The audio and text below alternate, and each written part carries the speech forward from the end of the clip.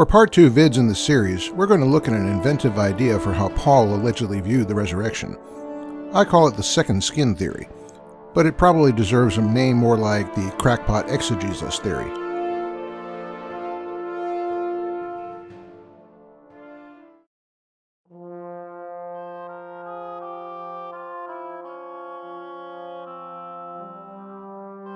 The sum of the second skin theory is that it reads the New Testament as saying that Jesus was not resurrected in his original body, but in a brand new body.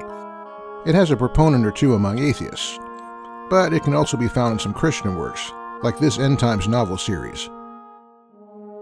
So did Paul teach that Jesus received a new body in heaven, and his old one was left rotting in a grave? A fundamental first step in this claim is to argue that Paul is addressing a specific problem in 1 Corinthians 15, namely that some members of the Corinthian church doubted that Jesus rose from the dead. But it's clear that the Corinthians had no objection to Christ being raised. Their objections centered on their own resurrections in the eschatological future. To begin, Paul says, "If Christ be preached that he rose from the dead, how say some among you that there is no resurrection of the dead?" He does not say, "How say some among you that Christ was not raised from the dead?" He takes for granted that they accept what was already preached. Paul then goes on to say, if there is no resurrection of the dead, then Christ is not risen. If Paul needs to spell out, then Christ is not risen, as the conclusion that follows from there being no resurrection of the dead, then clearly the Corinthians must still believe Christ rose from the dead, for otherwise there's no point in stressing that their beliefs lead to a conclusion that he is not risen from the dead.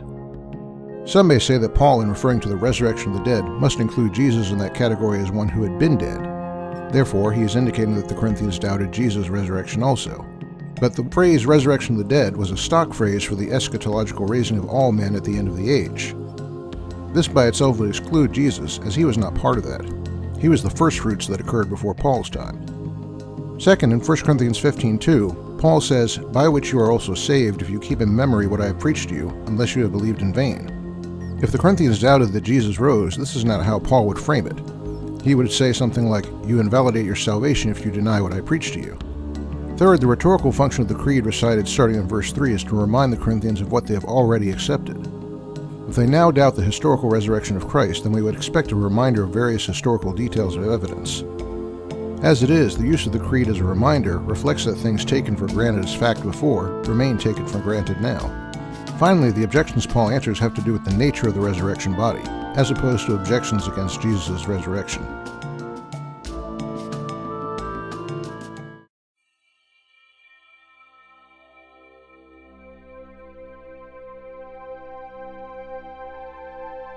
Critics may reply that it doesn't seem possible that the Corinthians denied their own future resurrection while still believing in Jesus' resurrection.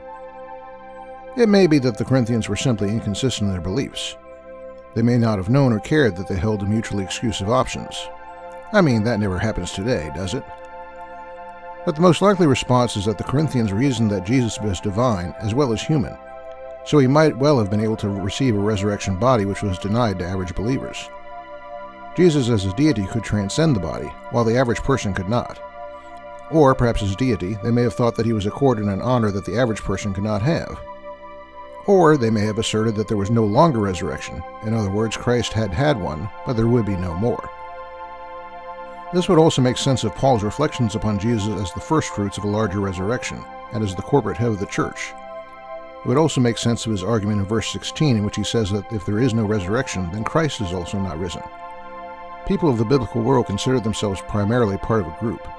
And under this rubric, Jesus as head of the collective in-group could be appealed to as a model or example of what the rest of the group would or could experience. And that in turn would answer claims that Jesus was some sort of special exception.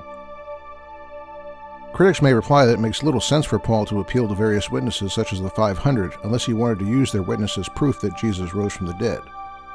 The actual reason Paul appealed to the witness of the creed was in order to validate them as being able to testify to the nature of a resurrection body, since they had all seen and in some cases touched one. This would establish his authority to address questions posed by those in Corinth who asked the issues addressed, such as in verse 35. What kind of body do they have?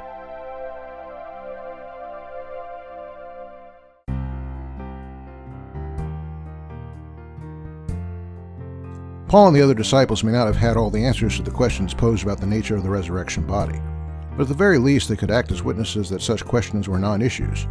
For obviously, if they had seen a resurrection body in existence, The objections to a resurrection body existing would be a moot point.